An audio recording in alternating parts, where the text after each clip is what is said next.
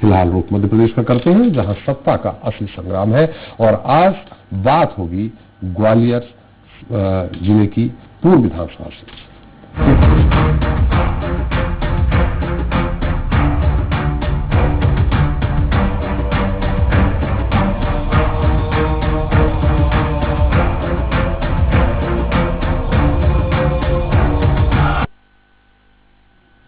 तो ग्वालियर पूर्व सीट पर बीजेपी और कांग्रेस के बीच कड़ी टक्कर देखने को मिल सकती है। सत्ताधारी दल की ओर से मुन्ना लाल गोयल मैदान में है।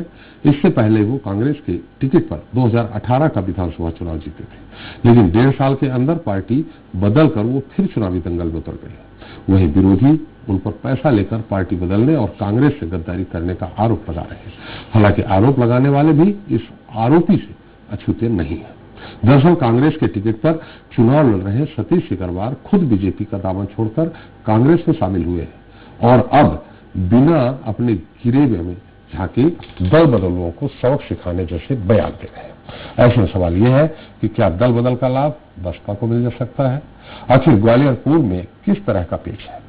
इस पर चर्चा शुरू करें उसके पहले देख लेते हैं रिपोर्ट। ग्वालियर पूर्व सीट पर उपचुनाव की जंग।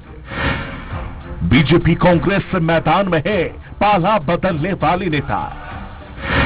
क्या दल बदल का बसपा को मिलेगा फायदा?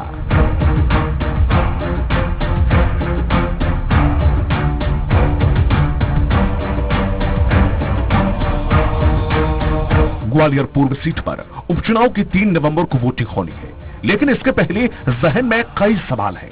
सवाल इस बात का है कि दल बदल को लेकर मतदाताओं के मन में क्या चल रहा है। क्या इसका बीजेपी और कांग्रेस को नुकसान होगा और फायदा बसपा प्रत्याशी आनंद कुशवाहा को मिलेगा? निश्चित तौर पर इसका जवाब 10 नवंबर को आने वाले नतीजे बताएंगे, लेकिन माना यही जा रहा है कि मुकाबला दिलचस्प होगा। ग्वालियर पूर्व सीट पर असली टक्कर बीजेपी और कांग्रेस के बीच मानी जा रही है। बीजेपी से मैदान में मुन्ना लाल गोयल है, जबकि उनके सामने कांग्रेस के सतीश सिकरवार है। विधानसभा चुनाव 2018 में भी यही दोनों मैदान में थे। बस फर्क इतना था कि गोयल कांग्रेस से चुनावी दंगल में उतरे थे तो सिकरवार बीजेपी से थे। मतलब अब दल बदल कर ये दोनों नेता उपचुनाव में आमने सामने हैं। 2018 में मुन्ना लाल गोयल ने 17,819 मतों से जीत हासिल की थी। वहीं इसके पहले 2013 में ग्वालियर पूर्व सीट से बीजेपी की माया सिंह ने कांग्रेस के मुन्ना लाल गोयल को करीब 1100 मतों के अंतर से हराया था, जबकि 2008 में बीजेपी के अनूप मिश्रा ने कांग्रेस के ही मुन्ना लाल गोयल को तकरीबन 1500 वोटों के अंतर से पराजित किया था। 3 लाख से ज्यादा मतदाताओं वाला ग्वालियर पूर्व विधानसभा क्षेत्र अधिकारी कर्मचारी वर्ग बाहुल है, जो जातीय समीकरण पर कम विश्वास करता है। बावजूद इसके ब्राह्मण, क्षत्रिय, वैश्य, SC ST, यादव, गुर्जर और कुशवाहा की संख्या मायने रखती है। इनका वोट जिसकी ओर जाता है जीत उसी की होती है। क्षेत्र में समस्याओं की बात करें तो इनकी कभी नहीं है। संभाजीय और स्मार्ट सिटी क्षेत्र में शामिल होने के बाद भी इस विधानसभा के नए विकसित क्षेत्रों में सड़क सीवर की समस्या है। तिगरा बांध का पानी यह नहीं पहुंचता है। कॉलोनियां और छोटी बस्तियों की सड़कें बदहाल है। अवैध कॉलोनियां भी यहीं ज्यादा विकसित हुई है। लोगों को रोजगार नहीं मिलता, लिहाजा पलायन की स्थिति बनी रहती है। यहां अपराधों में भी लगातार बढ़ोतरी हो रही है। अब इन सबके बीच ग्वालियर पूर्व सीट का चुनावी दंगल कौन जीतता है देखना दिलचस्प होगा। Bureau report, Swaraj express. तो ग्वालियर पूर्व के हर पेज को समझने के लिए चलिए अब चर्चा शुरू करते हैं, जिसके लिए हमारे साथ स्टूडियो में मौजूद है वरिष्ठ पत्रकार रमेश शर्मा जी। एक बार फिर हमारे साथ है। ग्वालियर से हमारे साथ लाइव जुड़ रहे हैं हमारे ब्यूरो चीफ विनोद शर्मा जी। साथ ही बात होगी पार्टियों के प्रत्याशी और क्षेत्रीय नेताओं से भी। पहले रमेश जी, वहां आपने देखा पिछला चुनाव सिकरवार जी बीजेपी से लड़े थे, मुन्ना लाल गोयल जीत गए थे। अब वो बीजेपी छोड़ के कांग्रेस और ये कांग्रेस छोड़ के बीजेपी।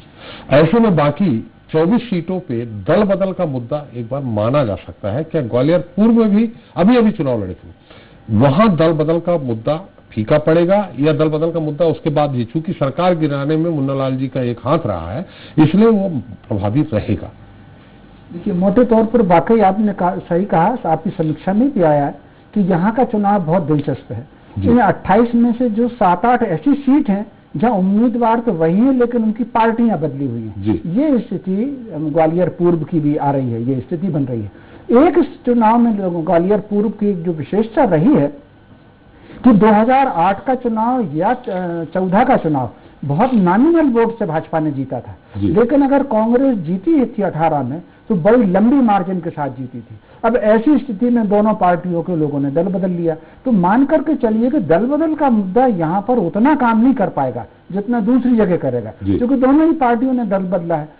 ये आरोप जरूर लग सकता है भाजपा के उम्मीदवार जो कि क्योंकि कांग्रेस में थे अब भाजपा में आ गए, उन पर ही उम्मीदवार जरूर लग सकता है कि उन्होंने सरकार गिराई है और लेन देन करके गिराई है। ये एक आरोप तो उन पर लगेगा, लेकिन दल बदल का मुद्दा यहाँ पर काम उतना नहीं कर पाएगा। दूसरी जो सबसे बड़ी बात है, मान करके चलिए कि लश्कर पूर्व में जो काम होगा वो कहीं ना कहीं दोनों सरकारों के काम की तुलना होगी। 6 महीने में भाजपा ने क्या काम किया और 13 महीने में 15 महीने में कांग्रेस का क्या काम किया। यहाँ 15 साल के भाजपा के काम का उतना असर नहीं होगा, क्योंकि भाजपा के अगर 15 साल का काम का असर होता तो कांग्रेस की टिकट पर मुन्ना लाल 17-18 हजार वोटों से नहीं जीतते। तो मोटे तौर पर ये 6 महीने का काम और 15 महीने का काम, इसकी खास तौर से तुलना होगी, विशेषकर वहां अपराध की, विशेषकर समस्याओं की। और सबसे बड़ी बात यह है लश्करपुर में थोड़ा सा एक ग्रामीण इलाके का भी लगता है। नगर में जो लोग रहते हैं वो भी खेती पानी से भी काफी बड़ी संख्या में जुड़े हुए हैं। ग्वालियर शहर का एक बड़ा हिस्सा ऐसा है कि वहाँ शहर में तो लोग रह रहे हैं लेकिन कहीं ना कहीं आसपास के गांव में उनका खेती वेती से उनका जुड़ाव है। ऐसी स्थिति में जो किसानों का मुद्दा था कि फसल बीमा योजना इस सरकार की है, वो बहुत ज्यादा काम की नहीं कर पाई है, बहुत असर नहीं कर पाया उसका, किसान बेचारे भटक रहे हैं। दूसरा 2 लाख वालों का ऋण माफ नहीं हुआ। तो दोनों के खिलाफ शिकायतें हैं। अब दोनों ही पार्टियां किस तरीके से इस मुद्दे को प्रस्तुत करेंगी उसका प्रभाव इस मामले में पड़ेगा। इससे इधर विनोद जी से पूछ लेते हैं, क्योंकि विनोद जी वही हैं, सारे चुनाव उन्होंने बहुत नजदीक से देखे हैं, पास से देखे हैं। विनोद जी, जैसा रमेश जी ने कहा है कि दल बदल का मुद्दा उतना प्रभावी वहां नहीं होगा, क्योंकि सतीश जी भी बीजेपी से कांग्रेस में आए हैं, लेकिन वहां मुद्दा इस बात को जरूर लेकर के रहेगा, जैसे रमेश ने कहा कि 15 माह बनाम 6 माह, क्या ये रहेगा? और अगर दल बदल का मुद्दा नहीं है तो कहीं बीएसपी को तो कुछ फायदा नहीं होगा।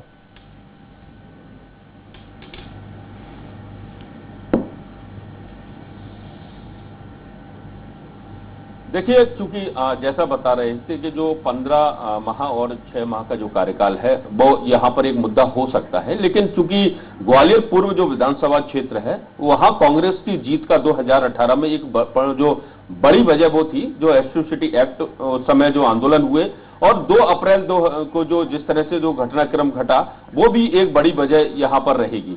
साथ ही जो इलाका है ये चूंकि कर्मचारी क्षेत्र है, सबसे ज्यादा यहाँ कर्मचारी निवास करते हैं, जैसा किसान के जो घर हैं वो भी यहाँ निवास करते हैं, और इसके अलावा कैंटोनमेंट क्षेत्र भी है, यानी आर्मी के जो जवान हैं वो भी यहाँ पर निवास करते हैं।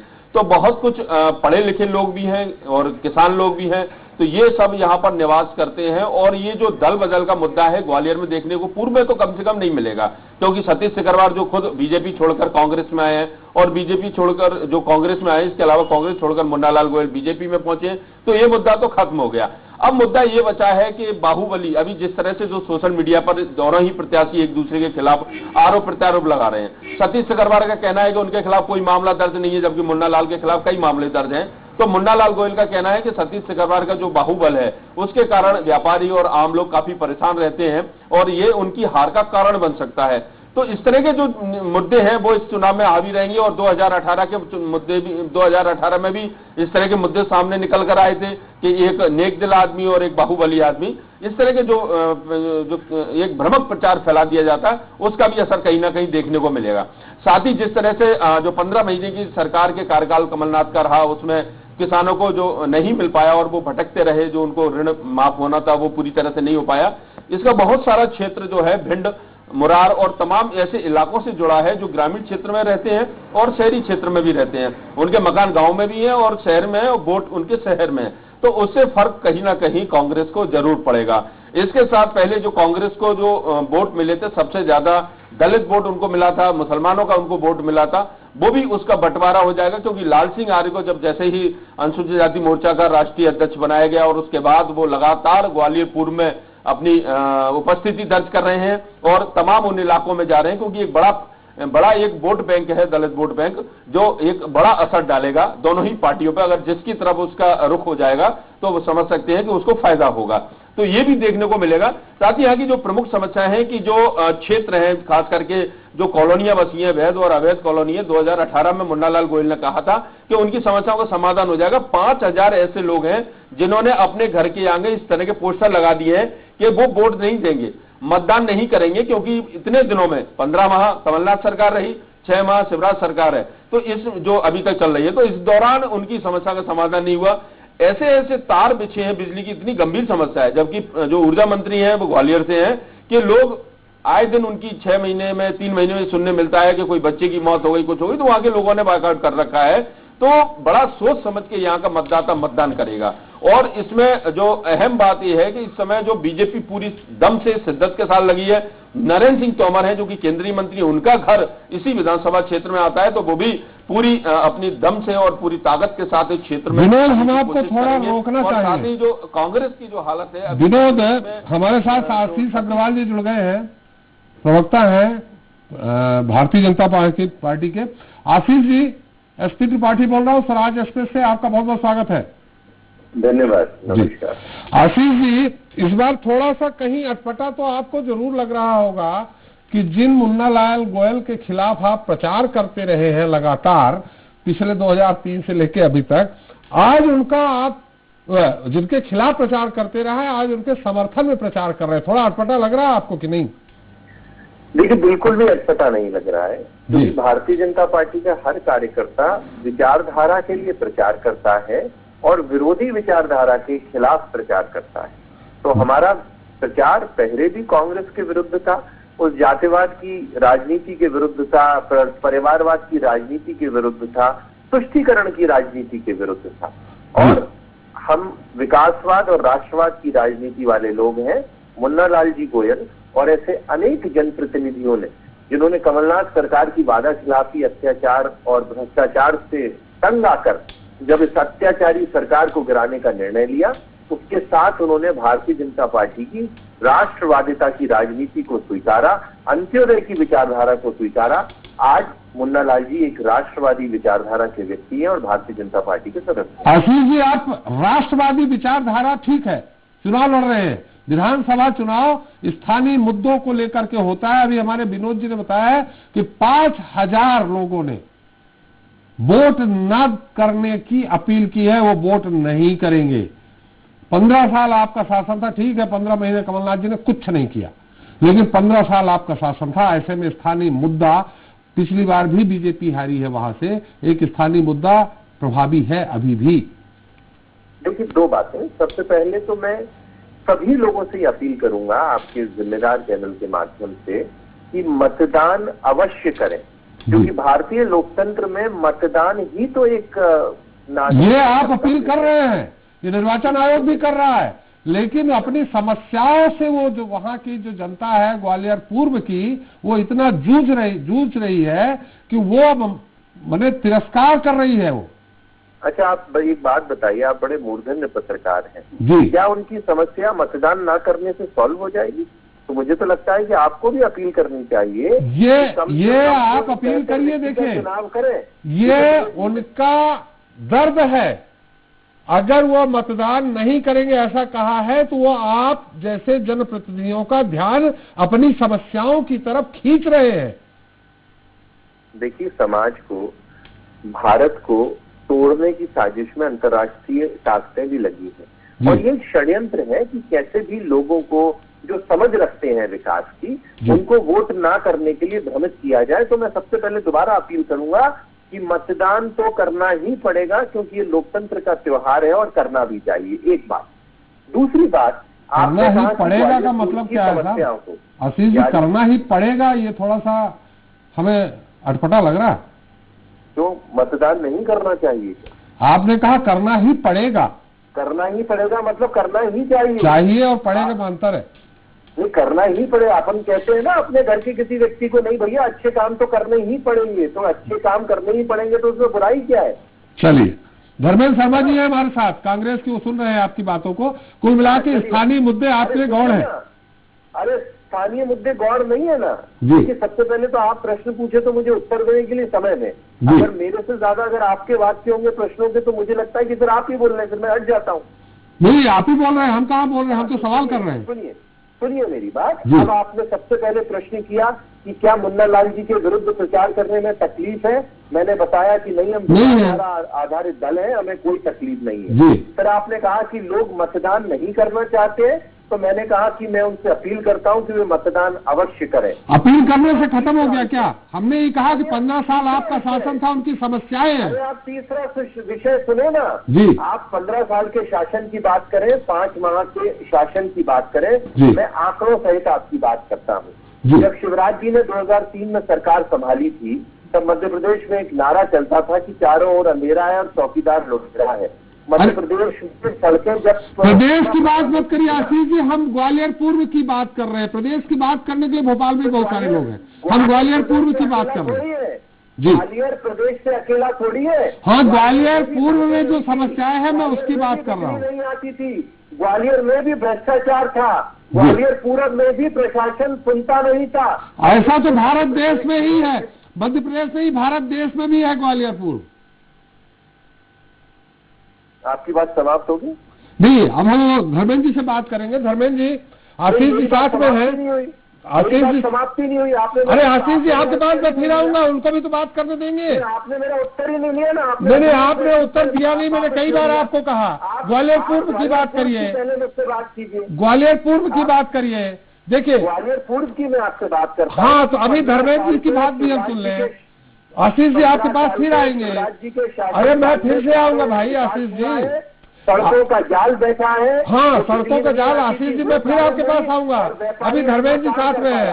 धर्मेंद्र जी, मुन्नालाल गोयल जी वो पूरे नेशनल मुद्दे पे आशीष जी चुनाव जीतेंगे, और उन्होंने ग्वालियर पूर्व में विकास की गंगा बहा दी 15 साल में। देखिए, मैं दोबारा दोहरा रहा हूँ। पहले तो आपको नमस्ते और आपको बहुत बहुत धन्यवाद। आपने ग्वालियर पूर्व की जनता के दर्द को देखकर एक महत्वपूर्ण विषय पर डिबेट की है आज। जी, मैं मुन्ना लाल जी की उस बात से शुरू करूंगा जो मुन्ना लाल जी कहा करते थे, 15 साल की मामा की वो कुरीतियों वाली सरकार जिसके खिलाफ वो धरने, प्रदर्शन और आंदोलन करते रहे, वो सरकार को इस प्रदेश की जनता ने, ग्वालियर पूर्व की जनता ने नकार कर अपने जनमत से कमलनाथ जी की सरकार को 5 साल के लिए चुना था, और उसी मुन्ना लाल गोयल को राय के रूप में चुना था। अच्छा बताइए, ग्वालियर पूर्व की बात कहाँ से आ रही है? ग्वालियर पूर्व की जनता ने ही नहीं, पूरे प्रदेश की जनता ने अपने जनमत से कमलनाथ जी की सरकार को 5 साल के लिए चुना था। धर्मेंद्र जी, मौजूदा मुद्दा। धर्मेंद्र जी, मैंने आपकी बात शांति से सुनी, कृपया कर आप सुने। मैं आपकी बात को नहीं रोक रहा, मैं तो अपने एंकर साहब की तरफ इशारा कर रहा हूँ। आप मेरी बात को सुने। देखिए आशीष जी, एंकर की तरफ आप इशारा बढ़िया कर रहे हैं, अच्छा कर रहे हैं, लेकिन मुझे आपके इशारे की आवश्यकता नहीं है आशीष जी। और उनके इशारे की आवश्यकता इसलिए है क्योंकि आपको समझना होगा कि ग्वालियर पूर्व मध्य प्रदेश का हिस्सा है। अरे आप शांति रखेंगे तब तो धर्मेंद्र जी की बात सुनेंगे, तब तो उत्तर देंगे। कमलनाथ सरकार ने जो वादा खिलाफी की, अत्याचार किया, भ्रष्टाचार किया, वो पूरा 15 साल में मध्य प्रदेश में आप लोगों के साथ यही दिक्कत है आशीष जी। आशीष जी, यही दिक्कत है कि सामने वाले को सुनना ही नहीं चाहते। आप ही बोलेंगे, आप ही उत्तर देंगे, आप ही प्रश्न करेंगे। आशीष जी मेरे प्रश्न का जवाब दें। मैं एक छोटा सा प्रश्न आपसे करता हूँ चैनल के माध्यम से। जनता ने 15 साल तक भाजपा की सरकार को जन्मत दिया और हमने जनता के जनादेश को सिर माथे माना। अब जब जनता ने शिवराज सिंह सरकार को नकार दिया था, 15 साल के कुशासन को नकार दिया था, 5 साल के लिए कमलनाथ जी की सरकार को जनादेश दिया था। अरे ग्वालियर पूर्व का मुद्दा बात करिए धर्मेंद्र जी। धर्मेंद्र जी, ये मुद्दा पूरे 28 चुनाव में है, 25 उपचुनावों में ये मुद्दा है। आप तो ग्वालियर पूर्व के वर्तमान मुद्दे की बात करिए धर्मेंद्र जी, कि आपने भी प्रत्याशी बीजेपी से ला करके खड़ा किया है। धर्मेंद्र जी, आपने भी। ग्वालियर पूर्व की जनता ने इस बिकाऊ लाल को उन्हीं मुद्दों पर चुनाव जिताया था। कांग्रेस के चुनाव चिन्ह हाथ पंजे पर। अरे धर्मेंद्र जी, आप भी सतीश सिकरवार जी के खिलाफ प्रचार कर रहे थे, आज उन्हीं के समर्थन में प्रचार कर रहे हैं। आदरणीय सतीश सिकरवार कोरोना काल में उस गरीब जनता के बीच में राशन पानी बांटने का काम कर रहा था, जब ये बिकाऊ लाल बेंगलोर में एक रिसोर्ट में बैठकर मसाज करा रहा था और जनादेश को बेचकर जनता के वोट का अपमान कर रहा था। भाजपा लोकतंत्र की हत्यारी पार्टी के रूप में जानी जाएगी। अरे भाई, मुन्ना लाल गोयल जी ने पार्टी बदल दी तो दल बदलू हो गए, सतीश सिकरवार जी ने बदली तो दल बदलू नहीं हुए। ने जनता का जनमत नहीं बेचा, सतीश सिकरवार चुनकर विधायक बनकर जनता के वोट को नहीं बेचा। जनता ने जिसे जनता ने अपने जनमत से चुना था, वो जनता का वोट बेचकर जनता की आवाज। आपका धर्मेंद्र जी, इस दल बदल के अलावा भी कोई मुद्दा है? धर्मेंद्र जी, कांग्रेस का कोई मुद्दा है दल बदल के अलावा? उनका पूरा परिवार समाजवादी विचारधारा और। अरे धर्मेंद्र जी, मेरा सवाल तो सुन लीजिए। धर्मेंद्र जी, मैं आपसे पूछ रहा हूँ, दल बदल के अलावा भी कोई मुद्दा है आपका कांग्रेस का ग्वालियर पूर्व में? मुद्दा है क्या? 100 रुपए 100 यूनिट बिजली का बिल दिया कमलनाथ जी ने। अच्छा, ये ग्वालियर पूर्व 300 से 600 रुपए पेंशन की मुद्दा है। स्थानीय मुद्दा है, स्थानीय मुद्दा। चौहान की 15 साल की सरकार ने ग्वालियर पूर्व स्थानीय मुद्दा 5000 लोगों ने वोट न डालने की अपील की है। पानी नहीं, जिस चंबल से पानी लाने का वादा। धर्मेंद्र जी 5000 मतदाताओं ने वोट न डालने की अपील की है। जी जी, वो इसलिए कि उनकी कॉलोनी में आज ना सड़क है, ना सीवर है, ना बिजली है। तो 15 महीने आपकी भी सरकार रही है ना। सवा साल आप सुनिए, मुन्ना लाल गोयल ने एक भास्कर अखबार में फुल पेज का इश्तेहार छपाया था विज्ञापन कि हमने सवा साल की सरकार में इतने करोड़ के काम किए। वो विधायक कमलनाथ की सरकार में थे या शिवराज सिंह की सरकार में? आशीष जी मुझे बता दें। चलिए धर्मेंद्र जी संक्षेप में आशीष जी मुरार नदी को भाजपा ने एक छोटी सी। धर्मेंद्र जी, अब आशीष जी को भी बोलने दीजिए, आपकी बात हो गई, समाप्त हो गई। आशीष जी साथ में हैं। आशीष जी, रमेश जी, आपको आशीष जी से सवाल तो नहीं करना? नहीं, ठीक है, चलने आपको। आशीष जी, मुद्दा यहाँ स्थानीय है, मुद्दा दल बदल का। मुझे मानता हूं मैं कि ग्वालियर पूर्व में दल बदल का मुद्दा उतना प्रभावी नहीं रहेगा जितना बाकी 23-24 उपचुनाव में है, लेकिन फिर भी सरकार 15 साल बनाम 15 महीना कहीं से बनता नहीं, तुलना नहीं होती। चलिए, अब मुझे आप थोड़ा सा समय दीजिएगा अपनी बात। आशीष जी संक्षेप में। जी बिल्कुल संक्षेप में। सबसे पहले तो एंकर साहब, आप किसी भी चुनाव को इतने संकीर्ण नजरों से नहीं देख सकते कि वहाँ पर सिर्फ स्थानीय। एंकर साहब मत बोलिए, मैं एसपी त्रिपाठी हूँ। त्रिपाठी जी कहिए। आशीष जी त्रिपाठी साहब, है ना? त्रिपाठी साहब, सबसे पहले तो किसी भी आप विषय को, चुनाव को इतने संकीर्ण नजरों से नहीं देखे। हर विधानसभा में एक ऐसा भी मतदाता है जो केंद्र सरकार की उपलब्धियों पर वोट डालता है। हर विधानसभा में ऐसा भी मतदाता है जो प्रदेश का मुखिया कौन है उसकी पहले उसकी क्या उसकी लेकिन 100% नहीं होते आशीष जी। नेताजी मेरी बात सुन लीजिए। नेताजी 100% नहीं होते। त्रिपाठी जी, फिर आप मुझे नहीं बोलने दे रहे। अरे आप कुछ भी बोलेंगे तो हम थोड़ी बोलने देंगे। तो पूरा करने दीजिए। अरे आप हम वही बोल रहे हैं कि 50% होता है, 100% नहीं होते। त्रिपाठी जी, अब तो मैं आपका नाम ले रहा हूँ तो भी नहीं बोलने दे रहे। तो मैंने आपसे प्रारंभ किया था कि सबसे पहले तो भारतीय जनता पार्टी के लोकनायक शिवराज सिंह जी की संवेदनशीलता और उनकी लोकप्रियता हमारी हर विधानसभा में हमारे लिए यूनिक सेलिंग पॉइंट है। दूसरी बात, ये जो हम विधानसभा वो तो फिर मोदी जी का भी बोल दीजिए ना। अरे मोदी जी का भी बोल दीजिए। विधानसभा जो चुनाव, त्रिपाठी जी अब तो नाम ले रहा हूँ, अब तो मेरी बात सुनो आप। ये जो विधानसभा चुनाव, आप मुद्दे की बात करेंगे तो सुनेंगे, मुद्दे की बात नहीं करेंगे तो नहीं सुनेंगे। रोकेंगे तो मैं बोल ही नहीं पाऊंगा ना। ये विधानसभा मुद्दे की बात करिए आप। महीनों की उपलब्धि पे ले जा रहे हैं। जब से शिवराज सिंह जी की सरकार आई है, इन 5 माहों में 40,500 करोड़ हमने जनता के खाते के माध्यम से पहुंचा दिया है। और उसमें ग्वालियर पूरब की भी जनता है। और ग्वालियर पूरब की जनता की किस तरीके से बेकदरी हुई थी जब यहाँ पे पूर्व विधायक मुन्ना लाल जी गोयल मुरार नदी की फाइल लेके कमलनाथ के पास जाते थे तो वो फाइल फेंक देते थे। तो सरकार गिरा दी तो बेइज्जती खत्म हो गई। हमारे मुन्ना लाल गोयल ने भोपाल के चौराहे पर धरना दिया था। हमारे विधायक का धरना नहीं था, ग्वालियर की जनता का धरना था। तो जिस जनता के मुन्ना लाल गोयल की हुई, जिस जनता के साथ अत्याचार हुआ, इससे बड़ा विषय क्या होगा? और भारतीय जनता पार्टी तो त्रिपाठी जी, आप स्पष्ट तौर पर समझ लीजिए। चलिए हम समझ लिए आशीष जी, हमारा समय समाप्त हो रहा है। थोड़ा विनोद जी को सुन लीजिए, हमारे ब्यूरो चीफ है। विनोद जी, जो मुद्दा बोला जा रहा है, आशीष जी बोल रहे हैं, संजय जी बोल रहे हैं, उसमें कितना दम है? विनोद जी देखिए, प्रदेश और केंद्र के मुद्दे कुछ हद तक जरूर मतदाताओं को लुभा सकते हैं या उनका पक्ष में डाल सकते हैं, वोट या नहीं हो सकता, लेकिन कुछ हद तक जरूर मतदाताओं को लुभा सकते हैं या उनका पक्ष में डाल सकते हैं वोट, या नहीं हो सकता। लेकिन स्थानीय मुद्दे महत्वपूर्ण होते हैं, क्योंकि जो विधायक होता है वो स्थानीय स्तर पर उनके मुद्दे ज्यादा महत्वपूर्ण होते हैं। और कल तक जो मुन्नालाल गोयल पर हमलावर रहती थी बीजेपी, लेकिन वास्तव में जो उज्ज्वला योजना है वो यही है कि मुन्नालाल गोयल आज बीजेपी में है तो वो बिल्कुल पाक साफ हो गए हैं। वही मुन्नालाल गोयल हैं जिनको बीजेपी ने कई बार हराया था। वही सतीश सिकरवार, जिन पर लगातार ये आरोप लगते रहे हैं कि वो बाहुबली हैं और उनको लेकर उनकी एक हवा बनाई जाती है, आज वो कांग्रेस में पहुंच गए। जब तक कल तक कांग्रेस ये आरोप लगाती रही थी सतीश सिकरवार पर, तो दोनों ही एक दूसरे पर आरोप लगाते रहे, लेकिन जब एक दूसरे के दल में आ जाते हैं तो वो बिल्कुल पाक साफ हो जाते हैं। मुद्दे गंभीर हैं, जैसा कि आशीष जी इस बात को समझ रहे होंगे कि जो दीनदयाल नगर इलाका है, जहां पर शताब्दीपुरम इलाका है, जो कॉलोनियां हैं उन पर मूलभूत सुविधाएं नहीं है, सड़कें नहीं है, उन पर बहुत उनकी बिजली की सुविधा नहीं है, पानी नहीं मिल पाता उन लोगों को। ये मुद्दे तो कहीं ना कहीं परेशानी का कारण बनेंगे।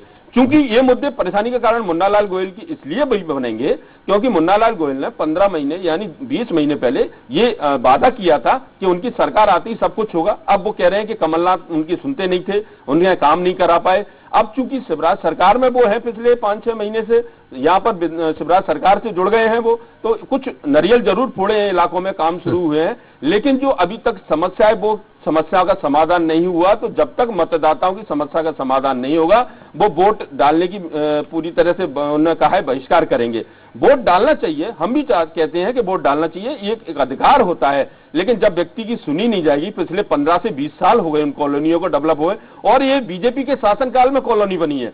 वो कॉलोनाइजर थे जो कॉलोनी बनाकर भाग गए, उनको फंसा गए जो मकान वहां पर बनाए हैं, तो उस समय इनकी याद क्यों नहीं आई? अब जब चुनावी समय है, 3 महीने 4 महीने से वह नारियल फोड़े जा रहे हैं, उस समय क्यों याद आ रही है? केवल सवाल इस बात का है कि वाकई कांग्रेस सरकार 6 महीने चली और 6 महीने में बहुत कुछ संभव हो नहीं सकता, लेकिन 15 महीने चले संभव नहीं हो सकता, माफ कीजिएगा, लेकिन जिस तरह से 15 साल में वो कॉलोनियां डेवलप हुई, मकान बने, एक बहुत बड़ी बसाहट हो गई, लेकिन कोई सुनने वाला नहीं है। तो मतदाता तो यही करेगा अपनी तरफ ध्यान आकर्षण कराने के लिए। और कोई पहला मौका नहीं है ग्वालियरपुर में कि मतदाताओं ने मतदान का बहिष्कार करने की घोषणा की है। समूची देश में ये होता रहता है, जब भी मतदाता की सुनवाई नहीं होती है तो उस पर एक ही हथियार है कि इसको लेकर वो एक सामने आता है, इसको लेकर वो पता चलता है कि भाई ये लोग नाराज हैं, बहुत सारी बातें जाती हैं, बाकायदा रिपोर्ट जाती है कि क्यों नाराज हैं। तो ये मुद्दे सामने हो सकते हैं। बाकी बहुजन समाज पार्टी की अगर हम बात करें तो जो आनंद कुशवाहा खड़े हुए हैं, उन्होंने अभी तक 25 चुनाव लड़े हैं,